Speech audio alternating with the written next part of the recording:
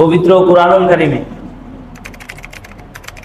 আল্লাহ পাক রব্বুল আলামিন মুমিনকে, আমাদের প্রত্যেককে আমাদের জীবন কোন কোন বিধানের উপর কিভাবে কিভাবে পরিচালনা করতে হবে আল্লাহ পাক কোরআনে প্রত্যেকটা বিধানই সুস্পষ্টভাবে আমাদেরকে বলেছেন কি বলেন নাই?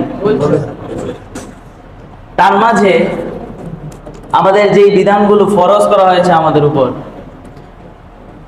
কালিমা, নামাজ, রোজা, হজ, যাকাত, একদম ফরজ। সবচেয়ে বেশি এই পাঁচটা জিনিসের মধ্যে বেশি বলছে নামাজের কথা। প্রায় 80 জায়গায় আল্লাহ পাক রব্বুল আলামিন নামাজের কথা আলোচনা করছে। কয় জায়গায়? 80 জায়গায়। কিন্তু তার চেয়েও বেশি আল্লাহ পাক রব্বুল আলামিন যে বিষয়টা নিয়ে কুরআনুল কারীমে আলোচনা করছেন সেটা হচ্ছে জিহাদ ফি সাবিলিল্লাহ। জিহাদের আলোচনা আল্লাহ 628 জায়গায় করছে কুরআনুল কারীমের মধ্যে। সুবহানাল্লাহ। নামাজের আলোচনা বেশি হয় না জিহাদের আলোচনা বেশি হয়? নামাজের আলোচনা। রোজার আলোচনা বেশি হয় না জিহাদের? রোজার আলোচনা। আমরা আমাদের জীবনে পালন করার জন্য যে বিধানগুলো সহজ এবং মানুষের কাছে আনন্দদায়ক, সে বিধানগুলোই শুধু আমরা বারবার আলোচনা করি, যদিও আল্লাহ পাক রব্বুল আলামিন নিজে এইগুলোর আলোচনা কম কম করছেন। সবচেয়ে বেশি করছেন নামাজের, সেটারও মাত্র কয়বার? 80 বার। আর জিহাদের আলোচনা আমাদের সমাজে হয়ই না, এটার আলোচনা করলেন আল্লাহ 628 বার। খেয়াল করছেন বিষয়টা? প্রথম সূরা, সূরা ফাতিহা, কোন সূরাতে কতবার আল্লাহ পাক রব্বুল আলামিন জিহাদের বিষয়ে আলোচনা করছেন, ইনশাআল্লাহ আজকে সেগুলোই আপনাদেরকে বলার চেষ্টা করব। প্রথম সূরা, সূরা ফাতিহা, এখানে সরাসরি আল্লাহ বলেন নাই জিহাদের কথা, কিন্তু সূরা ফাতিহা দিয়ে জিহাদের দিকে আল্লাহ ইঙ্গিত দিয়েছেন। আমরা প্রত্যেক ওয়াক্ত নামাজে বলি ইহদিনাস সিরাতাল মুস্তাকিম, হে আল্লাহ আমাদেরকে আপনি সরল সঠিক পথে পরিচালনা করেন। এখন সিরাতে মুস্তাকিম কোনটা সেটা আল্লাহ বলছেন কি বলেন নাই? সিরাতুল মুস্তাকিম হচ্ছে যেটা নবীদের রাস্তা, মিনান নাবিয়্যিন ওয়াস সিদ্দিকিন, সিদ্দিকিনদের রাস্তা, ওয়াস শুহাদাই ওয়াস সালিহিন, শহীদিন যারা আল্লাহর রাস্তায় জিহাদ করে নিজেদের জীবনকে শহীদ করেছে তাদের রাস্তায় আমাদেরকে চালান। জিহাদের কথাও আমরা প্রতিদিন আল্লাহর কাছে প্রত্যেক ওয়াক্তে ওয়াক্তে নামাজে বলি।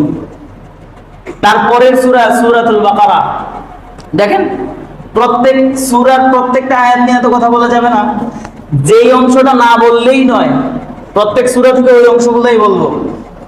বুঝাইতে পারলাম? সূরা বাকারাতে আল্লাহ পাক রব্বুল আলামিন জিহাদের আলোচনা করেছেন মোট 35 জায়গায়। কয় জায়গায়? 35 জায়গায়। যেগুলো আলোচনা না করলেই নয়, শুধু সেগুলোই আলোচনা করব।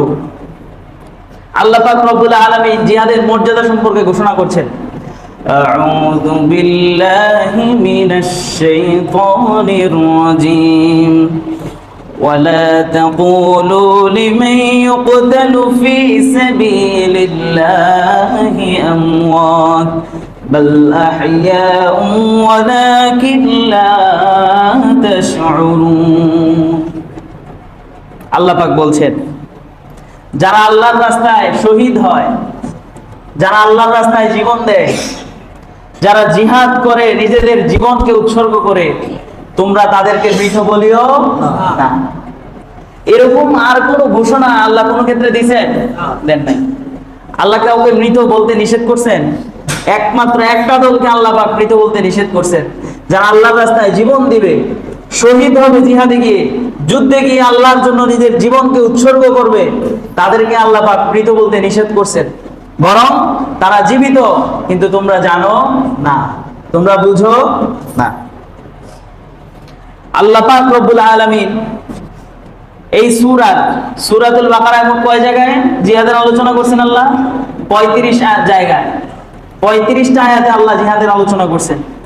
189 নম্বর আয়াতে বলেন ওয়াকাতিলু ফি সাবিলিল্লাহিল্লাযীনা ইউকাতিলুনাকুম ওয়ালা তা'তাদু, তোমরা জিহাদ করো তাদের বিরুদ্ধে যারা তোমাদের বিরুদ্ধে যুদ্ধ করে, যারা তোমাদের উপর আক্রমণ করে, তোমরাও তাদের উপর আক্রমণ করো।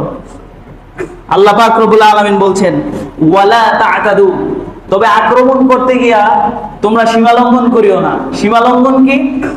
যুদ্ধে বিপরীত পক্ষের ছোট বাচ্চা, বৃদ্ধ, নারী, তাদেরকে আক্রমণ করা যাবে না, এটা হচ্ছে সীমা লঙ্ঘন। কিন্তু মুসলমান ইসলাম ধর্মে যেভাবে যুদ্ধের নীতি বর্ণনা করে, অন্য কোনো ধর্মে ওইরকম ভাবে যুদ্ধের কোনো নীতি বর্ণনা করে না। আল্লাহ রাসূল সাল্লাল্লাহু আলাইহি সাল্লাম কোন এক যুদ্ধে এক নারীর লাশ দেখতে পেলেন। হযরত আবু বকর সিদ্দিক রাদিয়াল্লাহু তাআলা আনহু বর্ণনা করেন, আল্লাহ রাসূলের অবস্থা দেখে রাসূলের চক্ষু অগ্নিশর্মা হয়ে গিয়েছিল। আল্লাহ রাসূল তখন নাহা রাসূলুল্লাহ সাল্লাল্লাহু আলাইহি ওয়াসাল্লাম আন কতলিন নিসাই ওয়াস সিবিয়ান, নবী করিম সাল্লাল্লাহু আলাইহি ওয়াসাল্লাম ছোট বাচ্চা এবং মহিলাদেরকে যুদ্ধে হত্যা করতে নিষেধ করেছেন। এজন্য যুদ্ধের ময়দানে বিপরীত পক্ষের, শত্রু পক্ষের কাফের মুশরিকদের সন্তানদেরকে, ছোট বাচ্চাদেরকে এবং তাদের মহিলাদেরকে, নারীদেরকে হত্যা করা যাবে না। বৃদ্ধদেরকেও হত্যা করা যাবে না। যারা যুদ্ধ করতে অক্ষম তাদেরকে হত্যা করা যাবে না। আল্লাহ পাক রব্বুল আলামিন কোরআনের প্রত্যেকটা জায়গায় জায়গায় যুদ্ধের এরকম নিয়মাবলী বর্ণনা করে দিয়েছেন। তারপরের আয়াতে আল্লাহ বলছেন ওয়াকতুলুহুম হাইসু সাকিফতুমুহুম ওয়া আখরিজুহুম মিন হাইথু আখরাজুকুম, তোমরা তাদেরকে যেখানে পাও সেখানেই হত্যা করবে। ওয়া আখরিজুহুম মিন হাইথু আখরাজুকুম, তোমাদেরকে তারা যে সমস্ত জায়গা থেকে উৎখাত করছে, তোমাদেরকে তারা যে সমস্ত জায়গা থেকে সরায়া দিছে, তোমরা যুদ্ধ করে তাদেরকে ওই জায়গা থেকে সরায়া দাও। আজকে ফিলিস্তিনে এই মুসলমানদের ভূখণ্ড থেকে আমাদেরকে সরায়া দিছে। প্রত্যেকটা মুসলমানের জন্য ওয়াজিব কোরআনের আয়াত অনুযায়ী যে তাদের বিরুদ্ধে যুদ্ধ করে আমাদের জায়গা আমরা দখল করে তাদেরকে সেখান থেকে সরায়া দেওয়া। আল্লাহ পাক রব্বুল আলামিন তারপর বলছেন ওয়াল ফিতনাতু আশাদ্দু মিনাল কতল, অনেকের কাছে মনে হতে পারে যে মানুষ হত্যা করা এটা তো বড় পাপ, কিন্তু আল্লাহ বলছেন না, মানুষ হত্যা করা বড় পাপ নয়, বড় পাপ হচ্ছে শিরিক করা। ওয়াল ফিতনাতু আশাদ্দু মিনাল কতল, শিরকের ফিতনা কতলের চেয়েও মারাত্মক। এজন্য যারা শিরক করবে আল্লাহর দুনিয়ায় তাদের বেঁচে থাকার অধিকার নাই। কিন্তু মুশরিকরাই আজকে আমাদের উপরে নেতৃত্ব দিচ্ছে, কিন্তু আমরা ঘুমিয়ে আছি। وأنفقوا في سبيل الله ولا تلقوا بأيديكم إلى التهلكة وأحسنوا إن الله يحب المحسنين। 195 নম্বর আয়াত সূরা বাকারার। এখানে আল্লাহ বলছেন ওয়াআনফিকু ফি সাবিলিল্লাহ, তোমরা আল্লাহর রাস্তায় খরচ করো। নিজের আল্লাহর রাস্তায় কি খরচ করবা? দুইটা জিনিস, নিজের জান এবং নিজের মাল, নিজের জীবন এবং নিজের সম্পদ। ওয়ালা তুলকু বিআইদিকুম ইলা তাহলুকা, নিজেদেরকে তোমরা ধ্বংসের দিকে ঠেলে দিও না। এই আয়াতের ব্যাখ্যা ভুল করে ওই নিজের যুদ্ধের সামর্থ্য না থাকলে যুদ্ধে যাওয়া, এটা ভুল। কোরআনে আল্লাহ নিষেধ করছে যে তোমরা নিজেদেরকে ধ্বংসের দিকে ঠেলে দিও না। নিজেদেরকে ধ্বংসের দিকে ঠেলে দিও না এর অর্থ উলামায়ে কেরাম যারা সুযোগ সন্ধানী তারা ভুলভাবে ব্যাখ্যা করেছেন। এই আয়াতের সঠিক অর্থ হচ্ছে তোমরা জিহাদকে ছেড়ে দিয়ে তোমরা আল্লাহর রাস্তায় নিজেদের জান এবং মাল উৎসর্গ না করে নিজেদেরকে ধ্বংসের দিকে ঠেলে দিও না। যেদিন থেকে মুসলমানরা জিহাদ ছেড়ে দিছে, যেদিন থেকে মুসলমানরা নিজেদের ধন সম্পদ এবং নিজেদের জীবন আল্লাহর রাস্তায় বিলীন করা ছেড়ে দিছে, সেদিন থেকে মুসলমানদের ধ্বংস শুরু হয়েছে কি হয় নাই? এটাই আল্লাহ বলছেন ওয়ালা তুলকু বিআইদিকুম ইলা তাহলুকা, তোমরা জিহাদ ছেড়ে দিয়ে নিজেদেরকে ধ্বংসের দিকে ঠেলে দিও না। নিজেদেরকে ধ্বংসের দিকে ঠেলে দেওয়ার অর্থ সামর্থ্য না থাকলে জিহাদ করলে। আহলুল হাদিস নামে একটা ফিতনা এই দেশে, সালাফি মতাদর্শী যারা, তারা হামাসের এই যুদ্ধকে আত্মঘাতী যুদ্ধ বলে। তারা ফিলিস্তিনের ভাইদের পক্ষে অবস্থান নেয় নাই। সালাফি মিশরের একজন সালাফি আলেম ধরা পড়ছে এরকম। বিভিন্ন দেশের সালাফিরা তারা ফিলিস্তিনের মুসলমানদের হামাসের পক্ষে না, তারা তাদের আকীদা নিয়ে প্রশ্ন উঠায়, তারা বিভিন্ন বিষয় নিয়ে প্রশ্ন উঠায়। এর ভিতরে বাংলাদেশে জামশেদ মজুমদার নামে একটা পাগল আছে, এও ফিলিস্তিনদের মুসলিমদের ওই পক্ষে সরাসরি কথা বলে না। ইনামুল হক চৌধুরী নামে একজন ব্যক্তি আছে আহলে হাদিসের, তারাও একটা দল, তারা হামাসের যোদ্ধাদেরকে সাপোর্ট করে না এখনো। এটা মুসলমানদের জন্য বড়ই আফসোসের বিষয় যে তারা ঈমান আনছে, মুসলিম ভাইদেরকে, স্বজাতিদেরকে হত্যা করছে, ভাইদেরকে শহীদ করে দেওয়া হইতেছে, কিন্তু তারা এখনো তাদের পক্ষ নিতে পারে নাই। এখানে তারা শরীয়তের একটা কথা বলে, ইসলামের যুদ্ধনীতি আছে, যদি কোনো দেশের সাথে কোনো দেশের চুক্তি থাকে, চুক্তি ভঙ্গ করা না জায়েজ। ওই সালাফে আলেমরা, সুযোগ সন্ধানী আলেমরা, তারা সেখানে ফতোয়া দিতেছে যে ইসরায়েলের সাথে মুসলিম দেশগুলোর চুক্তি আছে, এজন্য যদি তাদের বিরুদ্ধে যুদ্ধে যায় চুক্তি ভঙ্গ হবে, এটা না জায়েজ। এখন কি এই ফতোয়া, নাকি আল্লাহ বলছে যে যারা নির্যাতিত হচ্ছে মাজলুমের পক্ষ নিয়ে তাদের বিরুদ্ধে যুদ্ধ করা, সেটা ফতোয়া দেওয়া দরকার ছিল? সালাফি আলেমরা তারা এই ভুলগুলো করছে, এখনো তারা স্পষ্টভাবে সঠিক কোনো পথ গ্রহণ করতে পারে নাই। এটা আমাদের জন্য বড়ই আফসোসের, এবং কোরআনের খেলাফ তারা কাজ করতেছে। আল্লাহ পাক রব্বুল আলামিন আমাদের প্রত্যেককে সঠিক বুঝ দান করেন। আমিন। সূরা বাকারাতে মোট কয় জায়গায় আল্লাহ জিহাদের কথা বলছে? 35 জায়গায়। অন্যত্র আল্লাহ পাক রব্বুল আলামিন বলছেন 216 নম্বর আয়াত সূরা বাকারা, আল্লাহ পাক রব্বুল আলামিন রোজাকে আমাদের জন্য ফরজ করেছেন, শব্দ ব্যবহার করেছেন কুতিবা আলাইকুমুস সিয়াম। শব্দ ব্যবহার করছেন কি? কুতিবা আলাইকুমুস সিয়াম। আল্লাহ পাক রব্বুল আলামিন যেই শব্দ দিয়া রোজাকে ফরজ করেছেন আমাদের উপর, ঠিক একই শব্দ দিয়ে আল্লাহ পাক রব্বুল আলামিন আমাদের উপর জিহাদ ফরজ করেছেন। আল্লাহ সূরা বাকারার 216 নম্বর আয়াতে বলছেন কুতিবা আলাইকুমুল কিতাল, আমি তোমাদের উপর যুদ্ধকে ফরজ করেছি, আমি তোমাদের উপর জিহাদকে ফরজ করেছি। রমজানের রোজা আমরা যেভাবে রাখি, জিহাদ আমরা ওইভাবে করি না। আল্লাহ পাক রব্বুল আলামিন বলছেন ওয়া হুয়া কুরহুল লাকুম, তোমাদের উপর জিহাদকে আমি ফরজ করেছি, কিন্তু জিহাদ তোমাদের কাছে অপছন্দনীয়। তবে মনে রাখো, আসা আন তাকরাহু শাইআন ওয়া হুয়া খায়রুল লাকুম, তোমরা যে জিহাদকে অপছন্দ করতেছো, এই জিহাদটাই তোমাদের মুক্তির পথ, এই জিহাদটাই তোমাদের জন্য কল্যাণের পথ। ওয়া আসা আন তুহিব্বু শাইআন ওয়া হুয়া শাররুল লাকুম, আর তোমরা যে জিনিসটাকে ভালোবাসতেছো, জিহাদকে ছাইরা দেওয়াটা মনে করতেছো তোমাদের জন্য কল্যাণকর, ওয়া হুয়া শাররুল লাকুম, এটাই তোমাদের ধ্বংসের কারণ হয়ে দাঁড়াবে, এটাই তোমাদের জন্য ক্ষতিকর। আল্লাহু ইয়ালামু ওয়া আনতুম লা তা'লামুন, আল্লাহ পাক রব্বুল আলামিন যেটা জানেন তোমরা সেটা জানো না। আল্লাহ পাক রব্বুল আলামিন জানেন যে আমরা জিহাদকে অপছন্দ করব, কিন্তু আল্লাহ সেটাই বলতেছেন তোমাদের কাছে এটা অপছন্দ হইলেও এটাই তোমাদের জন্য কল্যাণকর, আর জিহাদ ছেড়ে দেওয়া তোমাদের কাছে ভালো লাগার হলেও এটাই তোমাদের ধ্বংসের কারণ হয়ে দাঁড়াবে। আমাদেরকে প্রত্যেকটা কথা, জিহাদ সম্পর্কিত প্রত্যেকটা কথা আমাদের হৃদয়ে গেঁথে নেওয়া দরকার। আল্লাহ পাক আমাদেরকে জিহাদ সম্পর্কে কি বলতেছেন। তারপর আল্লাহ পাক রব্বুল আলামিন সূরা বাকারার 244 নম্বর আয়াতে বলছেন ওয়াকাতিলু ফি সাবিলিল্লাহ ওয়া'লামু আন্নাল্লাহা সামিউন আলীম, তোমরা আল্লাহর রাস্তায় জিহাদ করো, তোমরা আল্লাহর রাস্তায় জিহাদ করো। আল্লাহ পাক রব্বুল আলামিন সূরা বাকারার 100, আল্লাহ পাক রব্বুল আলামিন সূরা আলে ইমরানের 139 নম্বর আয়াতে বলছেন ওয়ালা তাহিনু ওয়ালা তাহজানু ওয়া আনতুমুল আ'লাউনা ইন কুনতুম মুমিনিন। আমরা মুসলিম উহুদের যুদ্ধে, প্রত্যেকটা জিহাদের আয়াতের মধ্যে যুদ্ধের দিকে ইঙ্গিত দেওয়া হয়েছে। রাসূল সাল্লাল্লাহু আলাইহি ওয়াসাল্লাম জীবনে যতগুলো যুদ্ধে অংশগ্রহণ করেছেন প্রত্যেকটা যুদ্ধের দিকে বিভিন্ন আয়াতে ইঙ্গিত দেওয়া হয়েছে। এই আয়াতে আল্লাহ পাক রব্বুল আলামিন উহুদের যুদ্ধে মুসলমানরা সাময়িকভাবে পরাজয় বরণ করেছিল, সাময়িকভাবে পরাজয় বরণ করেছিল। মুসলমানরা হতবিহ্বল হয়ে গেছে, মুসলমানরা আক্ষেপ করা শুরু করছে, হায় কি হলো।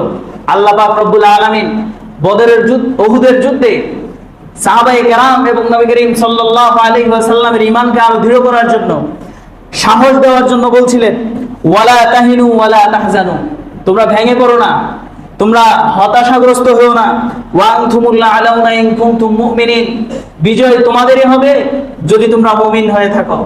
এই ঘোষণা আল্লাহ পাক রব্বুল আলামিন শুধু সেদিনের সাহাবাদেরকে দেন নাই, কিয়ামত পর্যন্ত যত মুমিন দুনিয়ায় আসবে, যত যুদ্ধ হবে, আমরা বাহ্যিকভাবে যত পরাজয় দেখি, যদি আমরা মুমিন হয়ে থাকি অবশেষে বিজয় আল্লাহ পাক আমাদেরকে দান করবেন। আপনারা দেখেছেন যখন আফগানিস্তানে আমেরিকা স্বয়ং নিজেরা যুদ্ধ করছে, এখন তো ফিলিস্তিনে আমেরিকা অস্ত্র দিতেছে, যুদ্ধ করতেছে কারা? ইসরায়েল। কিন্তু আফগানিস্তানে যুদ্ধ করতে স্বয়ং আমেরিকা নিজে। আমরা পত্র পত্রিকায় শুধু পাইতাম যে শুধুই মুসলমানরা মারা যাইতেছে, শুধুই মুসলমানদের ক্ষতি হইতেছে, কিন্তু শেষ পর্যন্ত কি হইলো? 20 বছর যুদ্ধ করার পরে আমেরিকা নিজেই লেজ গুটায় পালাইছে, মুসলমানদের বিজয় হয়েছে। ইনশাল্লাহ আপনারা শুধু দেখতেছেন যে ফিলিস্তিনের মুসলিমরা, ফিলিস্তিনে আক্রমণ চলতেছে, ফিলিস্তিনে আক্রমণ, এই খবরগুলোই প্রচার হইতেছে বেশি, কিন্তু হামাস কিছুদিন আগেও তো আবার আক্রমণ করছে। ইনশাল্লাহ বিজয় মুমিনদের হবে।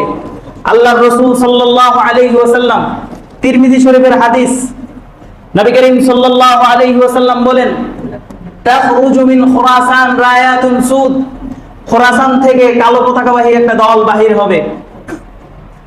লা ইয়ারুদ্দুহুন্না শাই, পৃথিবীর কোন শক্তি তাদেরকে বাধা দিতে পারবে না। কোন পারমাণবিক অস্ত্র, কোন রাসায়নিক অস্ত্র তাদেরকে আটকাতে পারবে না। আমেরিকা, রাশিয়া, পৃথিবীর কোন শক্তি তাদেরকে আটকাতে পারবে না।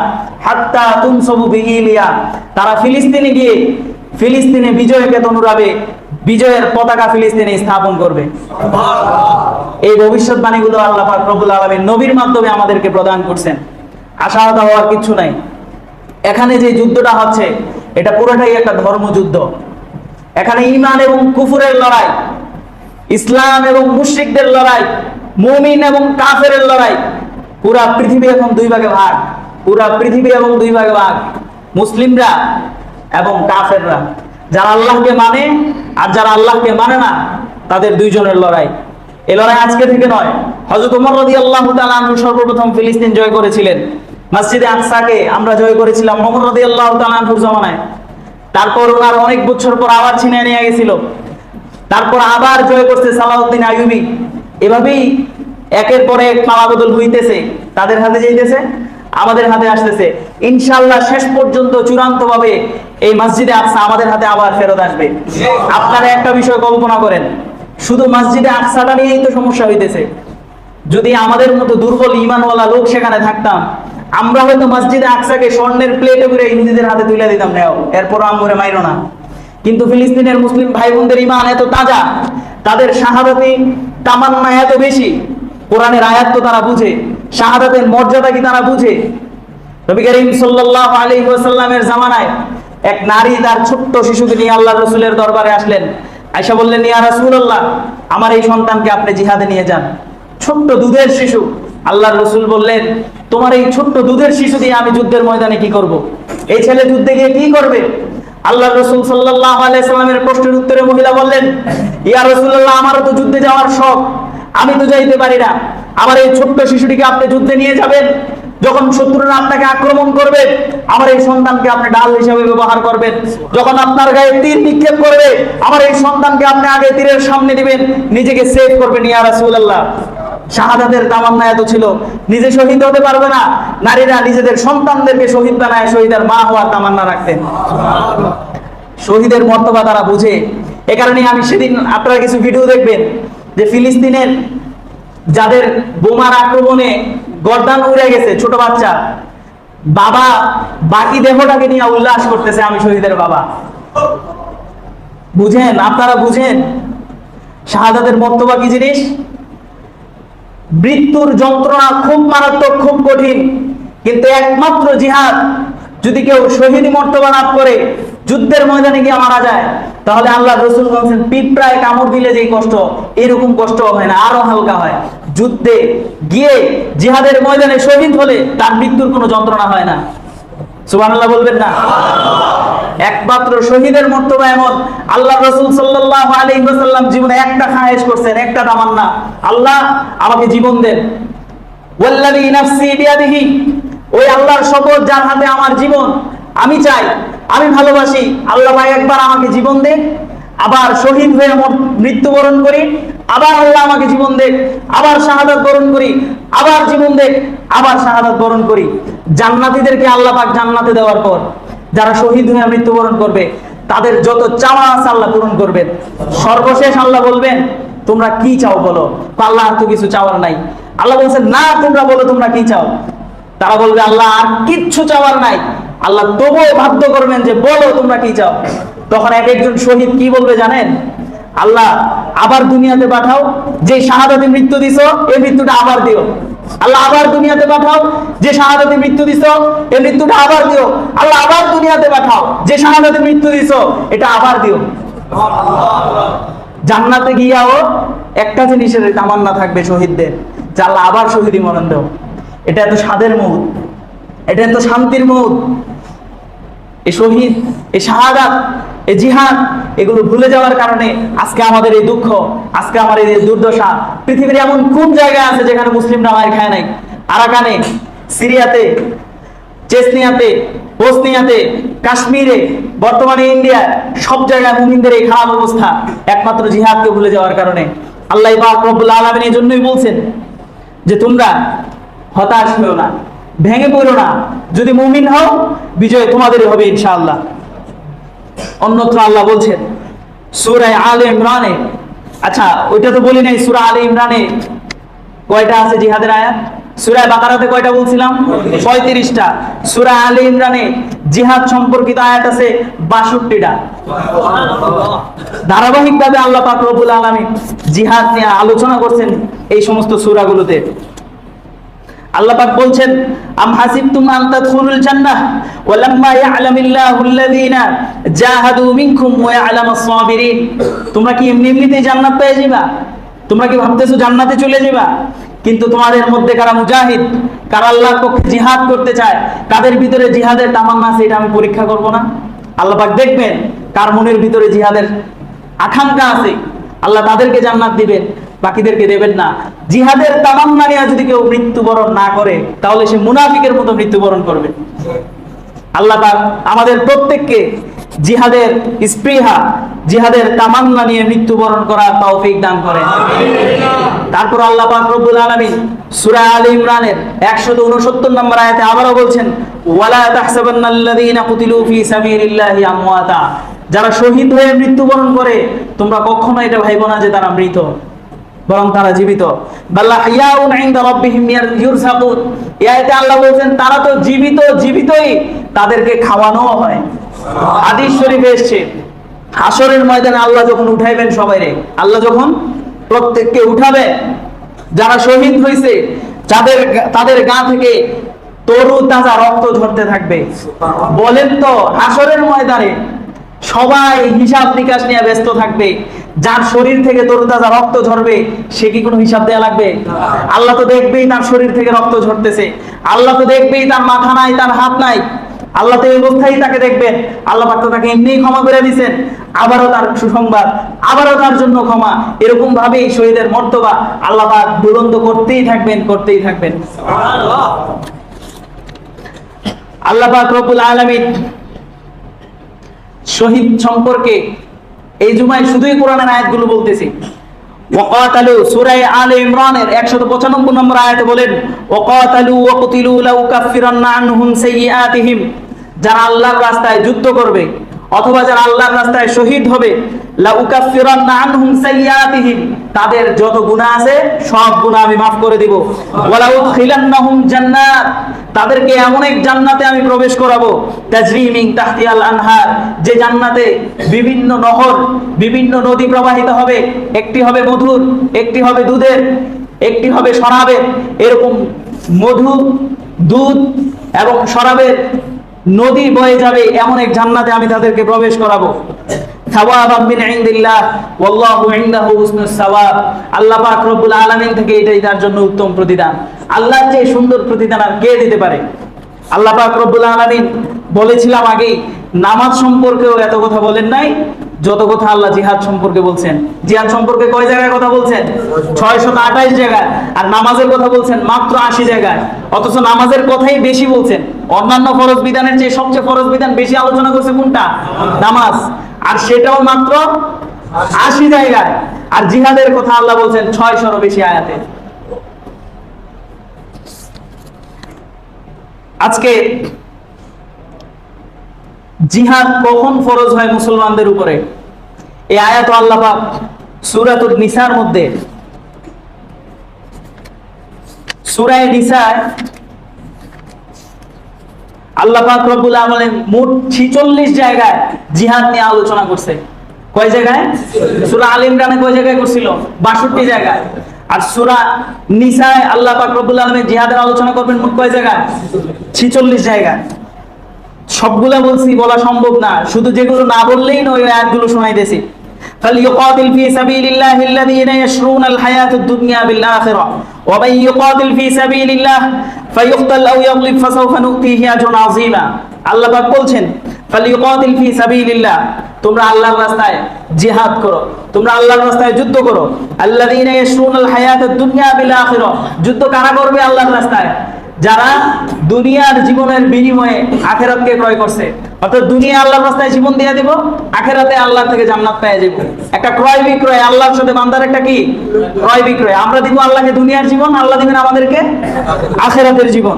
ওয়া মান ইউকাতিল ফি সাবিলিল্লাহ, যারা আল্লাহর রাস্তায় শহীদ হবে, ফায়ুক্তালু আও ইউগলাব, জীবন দিবে, যুদ্ধ করবে, অথবা তারা শাহাদাত বরণ করবে, অথবা তারা বিজয় লাভ করবে, ফাসাউফা নুতিহি আজরুন আযীমা, আমি অচিরেই তাদেরকে মহান বিশাল প্রতিদান দান করব।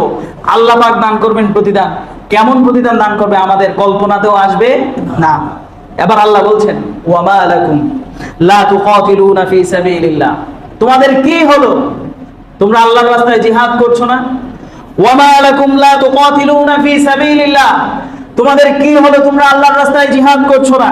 ওয়াল মুস্তাযআফিনা মিনার রিজালি ওয়ান নিসাই ওয়াল বিলদান, আর দুর্বল শিশুরা, দুর্বল পুরুষরা, দুর্বল মহিলারা, আল্লাযীনা ইয়াকুলুনা, যারা বলতেছেন রব্বানা আখরিজনা মিন হাযিহিল ক্বরিয়াতিজ যালিমি আহলুহা, হে আল্লাহ এই নির্যাতিত, আপনারা নির্যাতিত এই অঞ্চলের মানুষগুলো জালেম, এই জালেমের কবল থেকে আমাদেরকে উদ্ধার করেন। আল্লাহর কাছে দোয়া করে কারা? ফিলিস্তিনের মুসলমানরা বর্তমানে এই অবস্থায় শিকার না? তারা বারবার বলতেছেন আল্লাহ আমাদেরকে রক্ষা করেন। রব্বানা আখরিজনা মিন হাযিহিল ক্বরিয়া, হে আল্লাহ আমাদেরকে এই অঞ্চল থেকে আপনি রক্ষা করেন, আমাদেরকে উদ্ধার করেন। আয-যালিমি আহলুহা, যার আহলরা, যে এলাকার মানুষগুলো জালেম, ওয়াজআল লানা মিন লাদুনকা ওয়ালিয়্যা, আপনার পক্ষ থেকে আমাদের জন্য একজন ওলি পাঠান। ওয়াজআল লানা মিন লাদুনকা নাসীরা, আপনার পক্ষ থেকে আমাদের জন্য সাহায্যকারী পাঠান।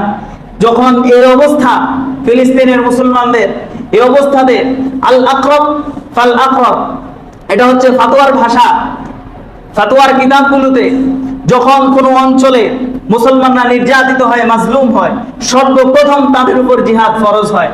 তারপরে তারা যদি না পারে তার পার্শ্ববর্তী অঞ্চলের মানুষের উপর জিহাদ ফরজ, তারাও যদি না পারে তার পার্শ্ববর্তী অঞ্চলের মানুষের জন্য জিহাদ ফরজ, তারাও যদি না পারে তার পার্শ্ববর্তী অঞ্চলের মানুষের উপর জিহাদ করা ফরজ।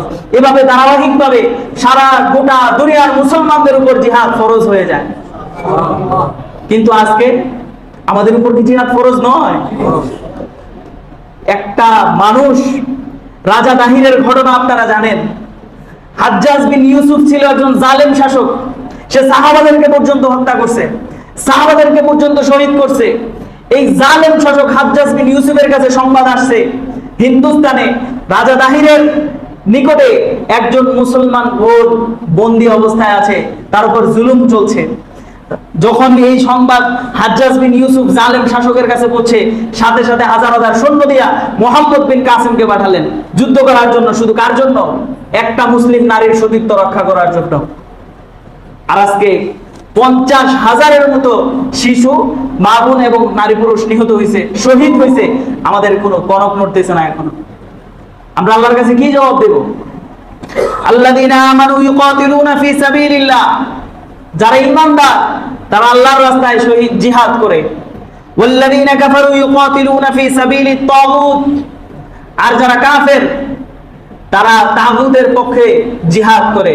জিহাদ নয় তাদের ক্ষেত্রে, তারা তাগুতের পক্ষে যুদ্ধ করে। ফাকাতিলু আউলিয়া শাইতান, সুতরাং তোমরা শয়তানদের সাথে যুদ্ধ করো, শয়তানদের শক্তির সাথে যুদ্ধ করো।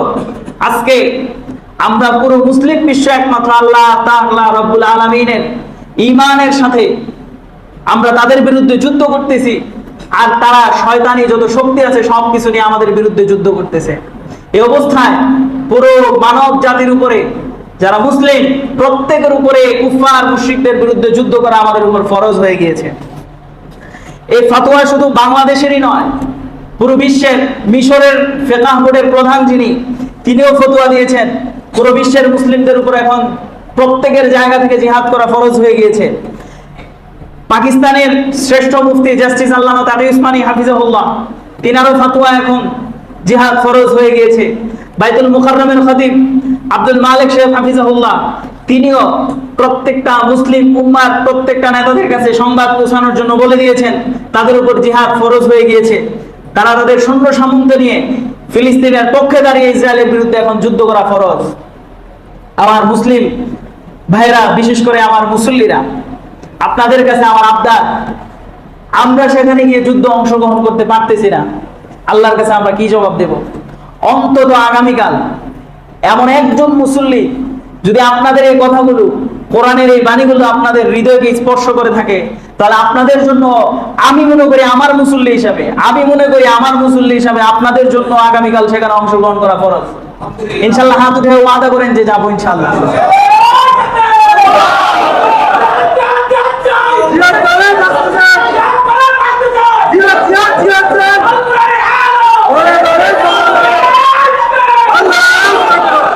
ইনশাআল্লাহ যাবেন তো? আল্লাহ পাক আমাদের সবাইকে তৌফিক দান করেন। 3টা থেকে সোহরাওয়ার্দী উদ্যানে মূল পর্ব শুরু। মানুষজন রাতেই চলে আসবে। আবার অনেক বন্ধু বান্ধব আমাকে ফোন দিয়ে জানাইতেছে তারা আজকেই চলে আসতেছে। বিশেষ করে বরিশাল দূরবর্তী অঞ্চলের মানুষগুলো আজকেই চলে আসবে। পুরা বাংলাদেশের ইতিহাসে এত বড় জামায়াত হয়তো ভবিষ্যতে আর কখনো দেখবে না ইতিহাস, স্বর্ণযুগ কালে অতীতেও আর কখনো কেউ দেখে নাই। এত বড় জামায়াত হতে যাচ্ছে। বাংলাদেশের সব দলের নেতারা, বাংলাদেশের সব দলের উলামায়ে কেরাম, বাংলাদেশের যেই মতের যেই মতাদর্শের সবাই মিলে একসাথে আগামীকাল সেখানে উপস্থিত থাকবে। একদম সবাই থাকবে। বাইতুল মুকাররমের খতিব হতে নিয়ে ধর্ম উপদেষ্টা সহ চরমনাইর পীর সাহেব, তারপর মিজানুর রহমান আজহারি সাহেব, আসুন্নাহ ফাউন্ডেশনের প্রতিষ্ঠাতা শাহেখ আহমদুল্লাহ সাহেব, বড় বড় সেলিব্রিটি আপনারা যাদেরকে মনে করেন তারা প্রত্যেকেই সেখানে উপস্থিত থাকবে। সব শ্রেণীর মানুষ থাকবে, ছাত্র সমন্বয়করাও থাকবে, আপনারাও সেখানে থাকবেন। আপনাদের উপর কর্তব্য সেখানে যাওয়া এবং বিশ্ববাসীকে দেখিয়ে দেওয়া ফিলিস্তিনের ভাইদের প্রতি আমাদের কত টান। পুরা কোরআন শরীফ থেকে কোন সূরাতে কয়টা জিহাদের আয়াত আছে, পুরা কোরআন শরীফের কোন কোন জায়গায় আল্লাহ পাক কয় জায়গায় জিহাদের আলোচনা করছেন, সারা রাত লাগায় এগুলো আমি টুকছি। একটা কিতাব আছে ফাতহুল জাওয়াদ, 4 খণ্ডের, এক রাত্রে 4 খণ্ডের কিতাব শেষ করে জিহাদের আয়াতগুলোকে একসাথে একটা একটা চিহ্ন দিয়েছি কাগজ দিয়া, শুধু আপনাদেরকে জানানোর জন্য জিহাদ কতটুকু গুরুত্বপূর্ণ বিষয় আর এটা কতটুকু অবহেলিত যে একটা ইমাম সাহেব 20 বছর একটা মসজিদে চাকরি করে জিহাদ নিয়ে কোনো কথাও বলে না। এগুলো আমাদের জন্য আফসোসের। এগুলো আমাদেরকে একটা পর্যায়ে আমাদেরকে যখন ভারত আক্রমণ করা শুরু করবে, দেখুন আল কুফরু মিল্লাতুন ওয়াহিদা, ঈমান যারা ঈমানওয়ালা, যারা মুমিন, একমাত্র তাদেরকে ছাড়া বাকি যত ধর্ম বর্ণের লোক দেখেন তারা সবাই এক। ইসলামের বিরুদ্ধে গেলে তারা সবাই এক, যখন মুসলমানদের বিরুদ্ধে সবাই এক। আক্রমণ যখন করবে তখন তারা দেখবে না যে আপনি আওয়ামী লীগের লোক কিনা, তারা জানে আপনি মুসলমান। তারা দেখবে না আপনি বিএনপির কিনা, তারা জানে আপনি মুসলমান। আক্রমণ করলে আপনার উপর মুসলমান হিসাবে আক্রমণ করবে। আপনি কোন মতাদর্শে বিশ্বাসী, আহলে হাদিস না সালাফি না আহলুস সুন্নাহ ওয়াল জামাত না ভণ্ড মাজার পূজারী, মুসলমান, বাস এই দুটুকুই তাদের কাছে পরিচয়। সবাইকে সকলে শেষ করে দিবে। বাংলাদেশ শুধু বাকি আছে অল বিশ্বের বিভিন্ন জায়গায়, আরব কান্ট্রিগুলো ছাড়া, এছাড়া বাহিরের যত দেশ আছে সবাই মোটামুটি নির্যাতনের শিকার হয়েছে। আলহামদুলিল্লাহ বাংলাদেশের জানি কবে কোন দিন সেই দুর্দিন চলে আসে। আগ থেকে আমাদেরকে জিহাদে সেই তামান্না লালন করতে হবে। যখন শত্রুপক্ষ ঈমান আর কুফরের কারণে আমাদের উপর আক্রমণ করবে, তখন আমরা আমাদের ঈমানি বলে বলিয়ান হয়ে তাদের বিরুদ্ধে জিহাদে ঝাঁপায় পড়তে হবে ইনশাআল্লাহ। কত আয়াত মাত্র সূরা মায়েদায় আসছে, সূরা মায়েদাও তাও শেষ হয় নাই, অনেক সূরা রয়ে গেছে, সময় শেষ। ইনশাআল্লাহ যদি আল্লাহ ভবিষ্যতে কখনো তৌফিক দান করেন এই ব্যাপারে আলোচনা করব। আর হাদিস তো অসংখ্য আছে, অসংখ্য হাদিস অগণিত। শহীদের মর্তবা কি, শহীদের মর্যাদা কি, এক এক সাহাবার শহীদ হওয়ার প্রতি কি আগ্রহ ছিল, এক এক সাহাবার শহীদ হওয়ার প্রতি কি জজবা ছিল, কি তামান্না ছিল, আপনারা কল্পনাও করতে পারবেন না। আর ইসলামে মুসলমানদের যুগ যুগ ধরে আমরা তো প্রায় পুরো দুনিয়াকে 1200 বছর, প্রায় 1300 বছর শাসন করছি পুরো দুনিয়াকে। এই 1300 বছরে আমাদের ইসলামী ইতিহাসে কত হাজার হাজার মুজাহিদ জন্মগ্রহণ করছে। এক সালাউদ্দিন আইয়ুবী রহিমাহুল্লাহর কথা যদি বলি, যখন ফরাসিরা বাইতুল মুকাদ্দাসকে দখল করেছিল, সালাউদ্দিন আইয়ুবী রহিমাহুল্লাহর কবরের কাছে গিয়ে বলছে, সালাউদ্দিন উঠো, সালাউদ্দিন উঠো, আসো এবার থেকে জিহাদ করো। তারা কতটুকু ভীতু! সেদিন মুসলিম এক নেতা বলছিল যে সালাউদ্দিনের মরা লাশের কাছে গিয়ে তোমরা তোমাদের বাহাদুরি প্রকাশ করো। জিন্দা অবস্থায় তার সামনে কেউ দাঁড়ানোর সুযোগ পাইছিল না। পুরা মুসলিম বিশ্বে এমন তারেক বিন জিয়াদ, কত কত শত শত ইসলামী মুজাহিদ দুনিয়ায় জন্মগ্রহণ করছিলেন, তাদের ইতিহাসও আপনাদেরকে শোনানো দরকার। তাহলে আপনারাও বুঝবেন মুসলমানদের গৌরব, মুসলমানদের একটা সোনালী অতীত, মুসলমানরা কিভাবে সারা দুনিয়া শাসন করছে সেগুলো প্রত্যেকের জানা দরকার। আমাদের শিশুদেরকেও জানানো দরকার, ভবিষ্যৎ প্রজন্মকেও সেগুলো বুঝানো দরকার। তাহলেই একমাত্র আমরা এই মাজলুম হওয়া থেকে মুক্তি পাবো এবং আল্লাহ পাক রব্বুল আলামিনের আযাব থেকেও আমরা রক্ষা পাবো। আল্লাহ পাক আমাদের প্রত্যেককে, বিশেষ করে আগামীকাল এই মহা সমাবেশে মার্চ ফর গাজায় অংশগ্রহণ করার তৌফিক দান করেন। রওনা দিব কয়টায় এটা মাইকে বলে দেওয়া হবে ইনশাআল্লাহ। আর এলাকার ছেলেদেরকে বলছি, তারা হয়তো ব্যানার, ফেস্টুন আর যা যা ছাপানোর ছাপায় নিয়ে আসছে। হয়তো সিফাত ভাই আছেন না মসজিদে? আপনারা আমার সাথে প্রয়োজনে নামাজের পরে আবার যোগাযোগ করবেন ইনশাআল্লাহ। এটা যেভাবেই হোক সফল করবেন। আর বিশেষ করে আজকে যাদের সামর্থ্য আছে, আজকে যদি কেউ পারেন তাহলে স্টাফ কোয়ার্টার থেকে আমাদের এই অঞ্চলের সকল উলামায়ে কেরাম এবং সকল মুসল্লিয়ানে কেরাম তারা স্টাফ কোয়ার্টার থেকে প্রতিনিধি মিছিল করবে। আপনারা ইনশাআল্লাহ যাদের সামর্থ্য আছে আজকে যাবেন। আজকেরটার জন্য মোটামুটি ছাড় আছে, কিন্তু কালকে বাধ্যতামূলক যেতেই হবে। আমি আগামী জুমায় জিজ্ঞেস করব কে কে গেছিলেন, আর আমি তো দেখবোই ইনশাআল্লাহ। আগামীকালকে যাবেন তো সবাই ইনশাআল্লাহ? প্রত্যেকের ইমানি দায়িত্ব। আপনার সন্তানকে যদি এভাবে মারতো আপনার খারাপ লাগতো না? প্রত্যেকটা মুমিন তো একটা দেহের মতো, কাজাসাদিন ওয়াহিদা। আল্লাহ রাসূল বলছে একটা দেহ, ইদাশতাকা আইনুহু ইশতাকা কুল্লু, যখন জাসাদু কুল্লু, যখন তোমার চোখ ব্যথা করে, শুধু কি চোখই ব্যথা করে না, পুরো শরীর ঘুমায় না? পায়ের নখ যখন আমরা ব্যথা পাই, পায়ের নখে যখন নখ চিপা উঠে, তখন কি শুধু পা ঘুমায় না, না পুরো শরীর ঘুমায় না? পুরা মুমিন বিশ্ব, পুরা মুসলিম, পুরা দুনিয়ার আমরা সবাই একটা দেহের মতো। অতএব তারা যেভাবে ঘুমাইতে পারতেছে না, আমাদেরও তো ঠিক একই ব্যথা, একই জ্বলন ভিতরে পয়দা হওয়া দরকার ছিল। অতএব প্রত্যেকের ইমানি দায়িত্ব বলে যাবেন তো ইনশাআল্লাহ? আবারও বলতেছি, যাবেন তো? আল্লাহর ঘর মসজিদে বসে বলতেছেন, দেখ পরিণতি আপনাদের খারাপ হবে, আমার তো কিছু করার নাই। আমার দায়িত্ব ছিল আপনাদেরকে বলা, আমি বলে দিছি। আল্লাহ পাক আমাদেরকে সবাইকে তৌফিক দান করেন। মাইকে বলে দিব ইনশাআল্লাহ।